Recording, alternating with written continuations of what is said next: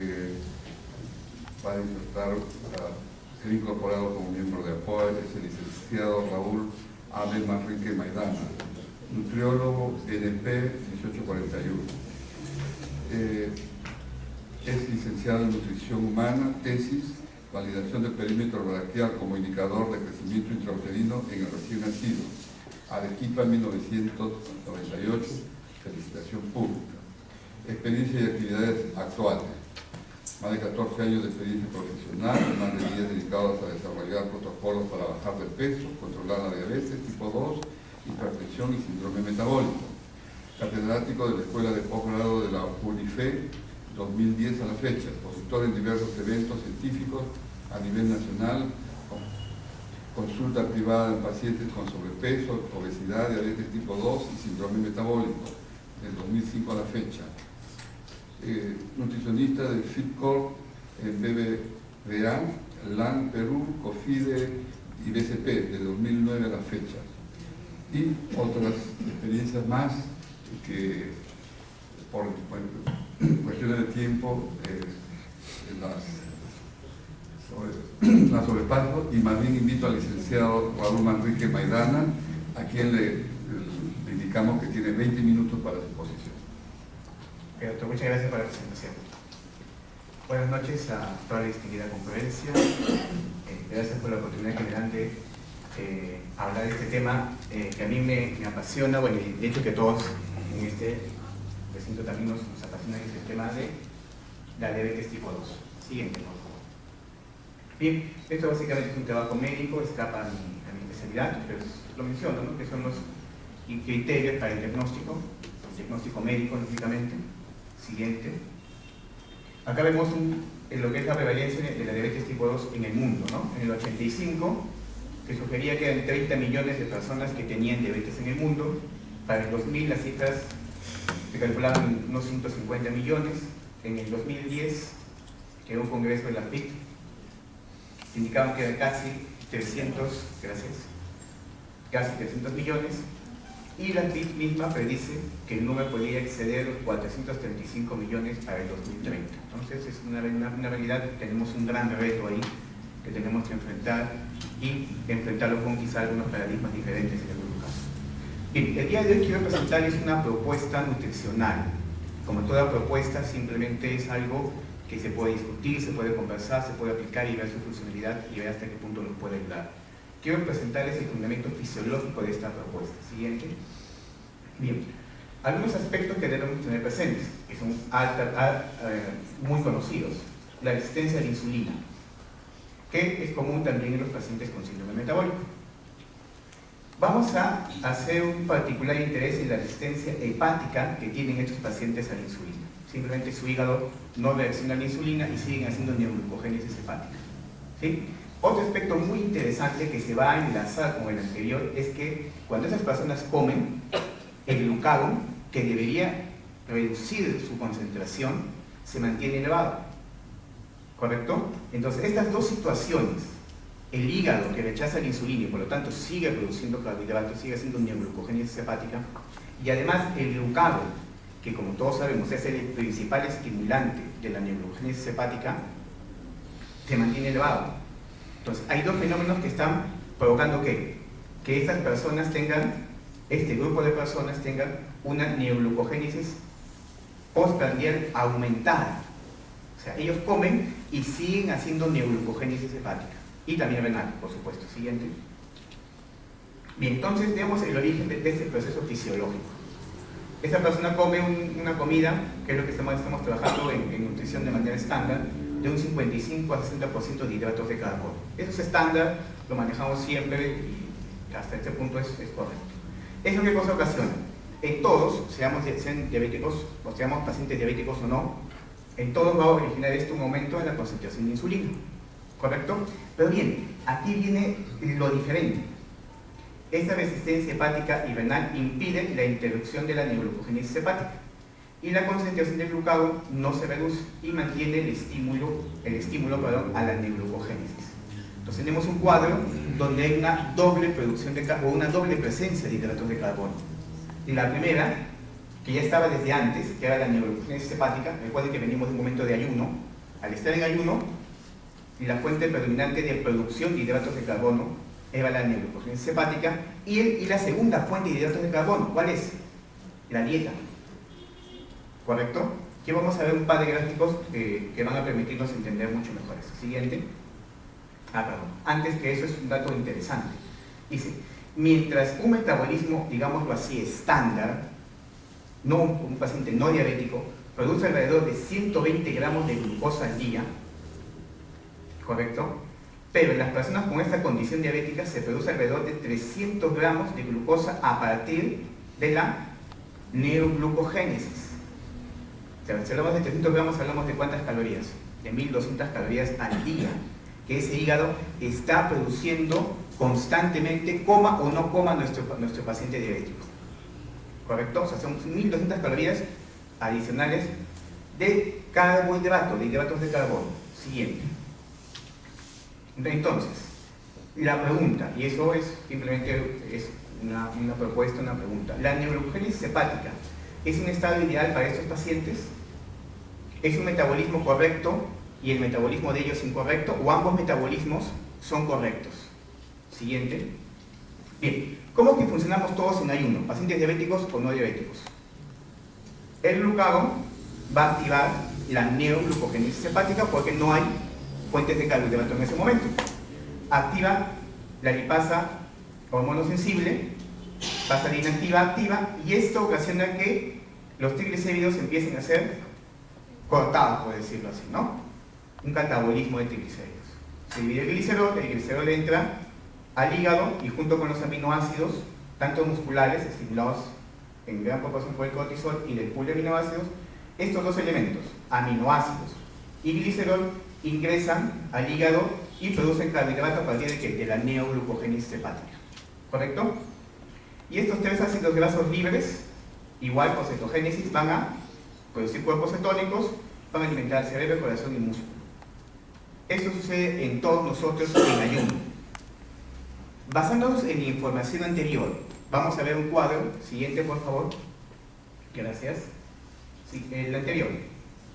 Ok. Vamos a ver qué sucede en un paciente con condición diabética que consume una dieta de 55 a 60% de hidratos de carbono. Como consumió hidratos de carbono, acaba de comer, su insulina, ¿qué pasa? Se eleva. Bien, así todo correcto, eso pasa en todos. Y esa elevación de la insulina inhibe la adenilciclasa, por lo tanto, la lipasa hormono sensible se inactiva.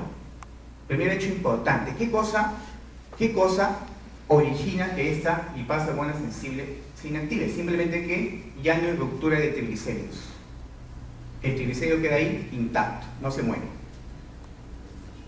Pero como decíamos, en estos pacientes, el glucagón después de la comida no se reduce, se mantiene estimulado, se mantiene elevado. Al mantenerse elevado, ya no actúa sobre los aminoácidos de pool ni tampoco sobre la masa muscular. Actúa sobre la proteína de la dieta, produce aminoácidos y nuevamente neoglucogénesis hepática. Esa neoglucogénesis hepática produce hidratos de carbono. Entonces tenemos dos fuentes de hidratos de carbono. ¿Cuáles son? La de la neoglucogénesis, que no se ha detenido. ¿Por qué? Porque el glucagón sigue elevado. Y tenemos la fuente de la dieta. Esta doble fuente de carbohidratos que produce la famosa y tan conocida hiperglicemia en nuestro paciente diabético. Esa hiperglicemia va a originar dos cosas. Primero que nada, hipogénesis, o sea, aumento de los triglicéridos. O sea, no solamente hemos dejado de catabolizar triglicéridos, sino que además estamos produciendo más triglicéridos. Y además, esta hiperglicemia va a actuar va a estimular más a la insulina. ¿Qué efecto tiene esa hiperinsulinemia en nuestro paciente? Simplemente que aún más se va a inactivar la utilización de los triglicéridos como fuente energética. Entonces es como que una cosa potencia la otra, ¿no? Un círculo vicioso que se produce cada momento que esta persona con condición diabética consume una dieta con estas características. Siguiente. Bien, acá otro punto interesante de debate que es un debate candente en los días de hoy, Es las grasas y la diabetes tipo 2. ¿Realmente son tan negativas las grasas? Siguiente. Una de las ventajas que se encuentra en comer grasas es que puede bajar el colesterol. ¿A partir de qué? A partir que activa una sustancia que es la GLP-1, que tiene el famoso efecto incretina. ¿Qué consiste este efecto incretina? Primero, la amplificación final de la secreción de insulina. Produce un efecto supresor de la liberación de glucagón, que era uno de los problemas que veíamos. O sea, el glucagón no se reducía en estas personas. Sin embargo, este efecto incretina, a partir de la GLP-1, produce una reducción en la concentración de glucagón en sangre, enlentece el vaciamiento gástrico. Entonces el paciente está más tiempo lleno, se siente satisfecho más rápidamente y por un poco más de tiempo. El carbohidrato se digiere tan rápido y no activa la GLP-1 y por lo tanto genera más bien ansiedad. Aumenta la sensibilidad a la insulina y es algo con lo que constantemente luchamos con este tipo de pacientes. Y lógicamente disminuye el consumo total de alimentos al reducir el apetito. Hay trabajos interesantes. Ese trabajo que les voy a mencionar ahorita no está en esta lista, está luego, se los voy a mostrar, que muestran que hay pacientes que se les da la dieta tradicional, ¿correcto? Y consumen 3.000 calorías.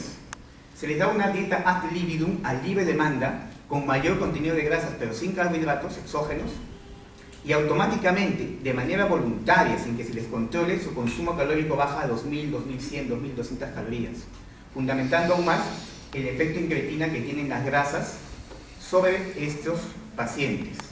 Siguiente. La base del protocolo nutricional, la base de esta propuesta. Siguiente. Bien. Y esto es, como dije antes, una propuesta muy interesante. La persona con condición diabética no engorda por ingerir muchas calorías ni adelgaza por ingerir pocas. Engorda porque ingiere alimentos que requieren mucha insulina y adelgaza por ingerir alimentos que requieren poca. La grasa tiene muy poco o nada que ver con esta situación. Otra parte fundamental de este protocolo, otro concepto importante de este protocolo, es que las verduras son una fuente de carbohidrato exógeno. Recordemos que este protocolo es para revertir la diabetes tipo 2. No es para que una vez que se revirtió el paciente viva siempre así. Esa ya es otra etapa del protocolo. O sea, esta etapa inicial, digámoslo así, por hablar en esos términos, es un poco más agresiva sobre el consumo de carbohidratos. Luego se va a hacer más flexible a medida que el paciente revierta los síntomas y se estabilice. Pero en esta fase, estos son conceptos importantes a tener en cuenta. No son conceptos absolutos, pero sí son conceptos a tener en cuenta al momento de desarrollar el protocolo nutricional. Siguiente. Las grasas saturadas crudas estimulan la liberación de la sustancia antidiabética en el organismo por parte del intestino. Otro concepto importante a tener en cuenta: una dieta baja en hidratos de carbono se asocia con cambios favorables en factores de riesgo cardiovascular. Hay dos conceptos importantes a tener en cuenta: el consumo de grasas, ¿correcto? Y el consumo de carbohidratos o de hidratos de carbono. Siguiente.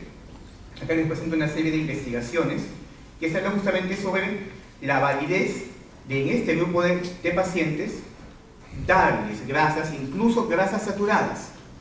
Y cómo es que en estos pacientes y en pacientes con síndrome metabólico, incluso sobrepeso, obesidad, el consumo de grasas favorece la reducción del LDL, aumenta el HDL, reduce la resistencia a la insulina, justamente por el efecto incretina que les estaba comentando. Siguiente.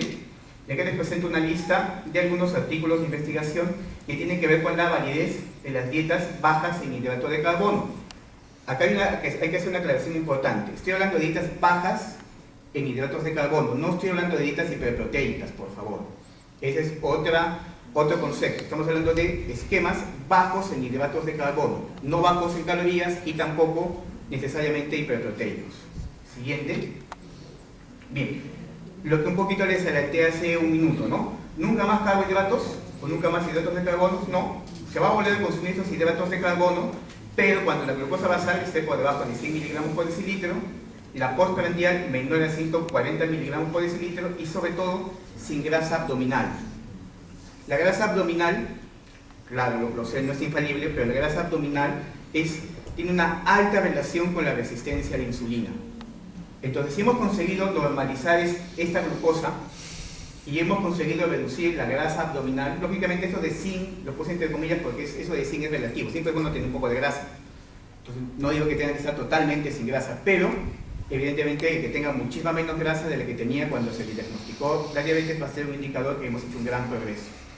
Igual se pueden hacer análisis de sangre para evaluar cómo está esa insulina, cómo está esa resistencia a la insulina, etc. Siguiente. Bien, ¿qué debe incluir el plan de alimentación de un paciente diabético tipo 2? ¿Correcto? Por ejemplo, el desayuno debe incluir fuentes de grasa: palta, pecanas, almendras, avellanas, nueces, aceitunas. ¿Sí? En el desayuno también jamón. Mucho cuidado con esto, es jamón, no jamonada. La jamonada evidentemente tiene muchísimo carbohidrato. El jamón cumple lo que estamos planteando. Tiene proteína y tiene grasa. Yo lo manejo esto ya hace casi 3 años con mis pacientes. Manejo pacientes con sobrepeso, obesidad, síndrome metabólico, diabetes. Y va muy bien. Los huevos con yema, pollo, pescado, res. Eso es un poco más difícil. En la gran mayoría de pacientes se coloca como opción. A algunos sí les gusta porque algunos de nuestros pacientes están acostumbrados a tomar un desayuno que es tipo almuerzo, ¿no? Su segundo, así su plato, ¿no? Bueno, entonces en esos casos podría ser válido que coman esto y un extracto de verduras, sobre todo de verduras verdes por la cantidad que tienen de clorofila. Recordemos que la clorofila es como la hemoglobina, solamente que en el centro, en vez de tener hemoglobina, tiene magnesio. Entonces es muy importante el magnesio para este grupo de pacientes. Siguiente.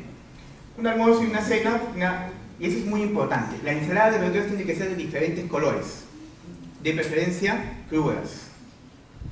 Debe contener aceite de oliva extra virgen y no escatimar en ello. O sea, 3, 4, o sea, bien, porque esa es una sustancia. Si hablamos a nivel nutricional, evidentemente hay medicamentos que son mucho más eficientes seguramente, pero si hablamos de lo que es alimentación, este aceite de oliva extra virgen va a ser una sustancia antidiabética, lo mismo que la palta, aceitunas. Si vamos a usar sal, que sea sal marina, la sal, sabemos que la sal comercial, la sal de mesa es bastante peligrosa para la salud. Y un almuerzo, un trozo de pollo, pescado, palita, res, incluso mariscos, en una cantidad que sepamos que lo va a saciar a nuestro paciente. Esos esquemas se manejan ad libitum, a libre demanda. Y cuando uno hace un conteo calórico de lo que comían antes versus lo que comen el día de hoy, nos damos cuenta que terminan comiendo menos, sin que uno tenga que indicarles o obligarles o estar haciéndoles seguimiento, porque se llenan con más facilidad. Y puede ser hecho a la plancha, a la parrilla, al horno, sancochado y opcionalmente a la olla. Evidentemente no es fácil hacer este cambio de estilo de alimentación. Tengo que decir por mi experiencia personal que exige bastante creatividad por parte del profesional motivar al paciente diabético, sobre todo que el paciente diabético que tiene más de 55 o 60 años está acostumbrado a comer muchísimo carbohidrato, pero sí hay un fundamento fisiológico y hay una serie de investigaciones que van demostrando que esto es una alternativa muy interesante y muy apreciable en lo que es el tratamiento de nuestros pacientes diabéticos. Como estamos viendo cada día, son más y pareciera prácticamente ya terminé, doctor. Parecía que son cada día más y más. Siguiente. Muy bien, gracias por su amable atención. Si hubiese alguna pregunta.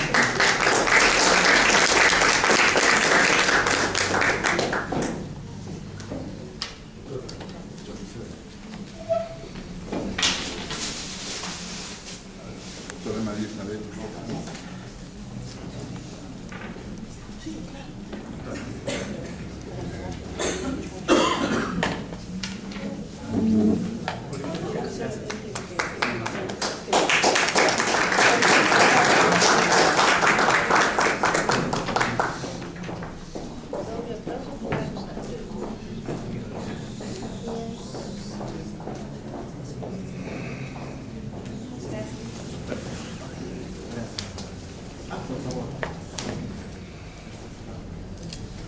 Ok.